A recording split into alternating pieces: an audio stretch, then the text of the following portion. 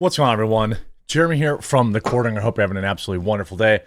We are now just about a week before Christmas. I want to let everyone know I will continue to do my 1 p.m. Eastern live show over on Rumble/The Quartering or on Quartercast on YouTube, and I hope you tune in. We've got a great crew that would love for you to watch each day. We're growing about 7,000 daily viewers now. It's great to see. Some stuff happened yesterday, obviously, that we need to talk about, including some great work done by Anna Slatz, formerly of the Publica and also works for Redux. She was able to secure an interview with the boyfriend of the individual that went bananas yesterday in Madison. And we also have the full document that they wrote, the full unhinged document that they wrote, which basically explains that, yes, they are, in fact, a feminist who subscribes to a lot of anti-man stuff. We're going to take a look at that. Let's get into all of the news. Quick reminder, we have less than 12 days of coffees left. Today's the last day to order, and you have to use expedited shipping. Otherwise, I can't guarantee it for Christmas. If you want a chance to get one of these, order it today. Also, the same is true of our gift boxes. We have a 10% off discount in the comment section, or in the kind of replies. Holy schmoly. Description down below. We have the pre-made. We also have a build your own. So if they don't like coffee, you can get tea, cocoa, chocolate, candies, toffee, whatever you need. Order your gift boxes today. Use expedited shipping to make sure you get it in time for Christmas. Don't get caught without the perfect gift. Also, thank you, everyone. We sold out of our initial run of the 12 Days of Christmas on Amazon. If you purchased one, please do leave a review. Hopefully a 5-star review with a picture would be even better when you get it. If we get everyone to leave reviews on this stuff, I will start making more stuff available there. I'm sending my K-Cups now. If you guys go ham on the reviews there, we'll look at sending our regular stuff there too. So these are perfect reviews. Absolutely love it. Thanks so much. Make sure you leave your review there. Now, chilling social media post of Wisconsin, school moron. Her father, though. So it turns out her parents were allegedly not very great humans. They did pay to send her to private Christian school, so that is interesting. But you see, Jeff, her dad, posted a picture of his public Facebook page in August showing his daughter at the range while wearing a black top emblazoned with the band KMFDM. Nothing weird about this, just doing a little trap. This is a UK newspaper, so they're dumb when it comes to 2A and what we do in America. But this is not exactly a chilling photo. One thing that I did think was interesting is that when they showed up at this kid's house, the FBI or the SWAT or whatever used flashbangs and kicked in the door. Why? I don't understand that. I don't understand why they would do that to the parents. Maybe there was some indication that there was some things waiting at the house. We don't know. But that was really weird. Also updated in the news, this individual was not 17, they were 15 only. Just a child doing this. SWAT raiding their home. From what I understand, just took her dad's their dad had a safe where he kept things and the kid had access to it or figured out the combination. Now, here's the interview again. All credit to Slatzism, Slatzism. Give her a follow to let her know Quartering says she does great work. I have made contact with the boyfriend of the individual that did this. He has very graciously provided me with the full writings, which I have verified by having him screen record himself from a direct link the loser who did what they did sent him via WhatsApp.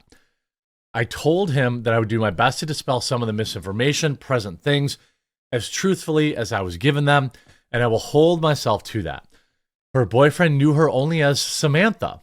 Now, that is weird because her name wasn't Samantha, as far as I know. But whatever. Or no, as Samantha.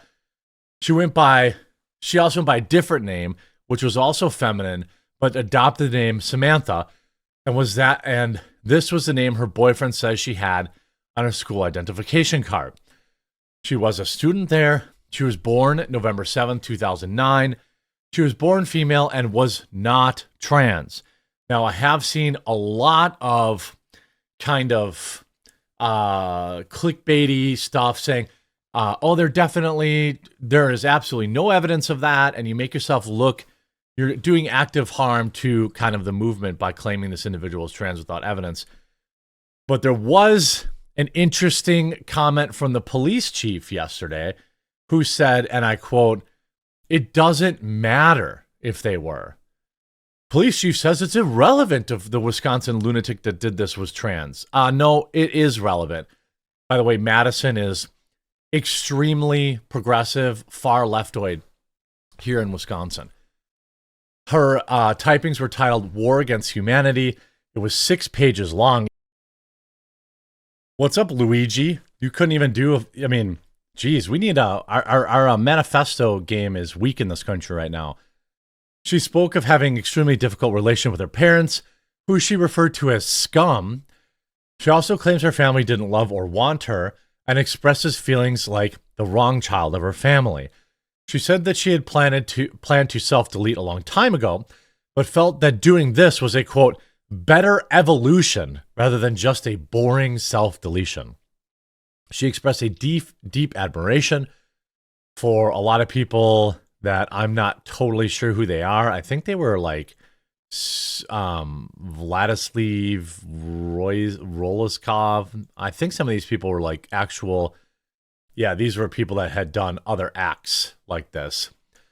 She offered particular praise for one who was a Turkish bad guy from WW2 who committed this type of attack earlier this year, and said that she was an inspiration and called him an ultimate saint. She expressed that she got the weapons to do what she needed to do through lies, manipulation, and her own father's stupidity. Some screenshots of the document in itself. Her boyfriend says the photo that was making the rounds is not how he remembers her, and he believes that someone's edited to make her look worse. I don't know. They look like basically the same girl here. He provided me a photo of her in the same t-shirt and room. So I don't know if she had short hair or long hair. It doesn't really matter. Here I will include some screenshots of the writings.